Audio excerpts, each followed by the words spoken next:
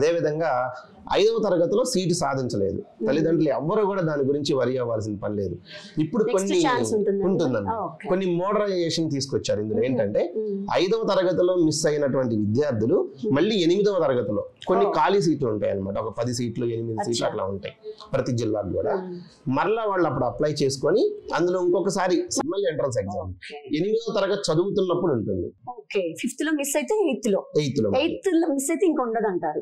నవోదయ వరకు మాత్రం మళ్ళీ ఇంటర్మీడియట్ లో కూడా అవకాశం ఇస్తున్నారు 2 సంవత్సరాలు చదువుకునే విధంగా. సో నవోదయ విద్యాలయాల్లో 6వ తరగతి నుంచి ఇంటర్మీడియట్ సెకండ్ ఇయర్ వరకు ఉచిత విద్య.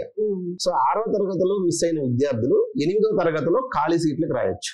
ఇక్కడ కూడా మిస్ అయిన విద్యార్థులు 10th క్లాస్ అయిపోయిన తర్వాత ఇంటర్మీడియట్ కి మళ్ళీ వాళ్ళు కొన్ని సీట్లు, ఒక 20 నుంచి 30 సీట్లు కేటాయిస్తున్నారు. వాటికి కూడా మళ్ళీ ఎంట్రన్స్ ఎగ్జామ్ రాసి మళ్ళీ సీటు పొంది ఆ 2 సంవత్సరాలు ఇంటర్మీడియట్ చదువుకునే అవకాశాన్ని కల్పిస్తున్నారు.